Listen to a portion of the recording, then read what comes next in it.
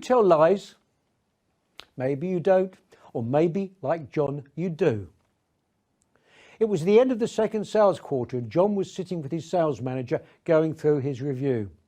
Sales were 50% below his quota and his sales manager was not a happy man.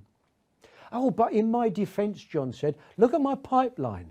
If I close 75% of that, which I expect to do, I'll be ahead of quota and I'll catch up quite a bit. John doesn't tell lies to his prospects or customers, or at least I hope he doesn't, but he does tell lies to himself and his sales manager. The fact is that across almost every industry or business sector and in almost every sales force, approximately 75% of the pipeline never results in a sale. The other lie John and many other salespeople tell themselves is they're too busy to prospect.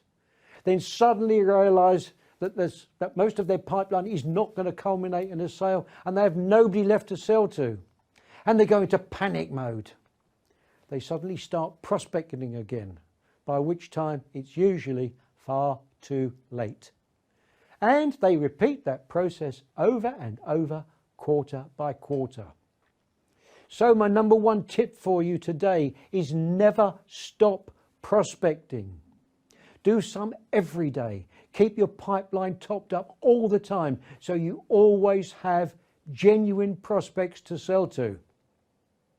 Happy hunting!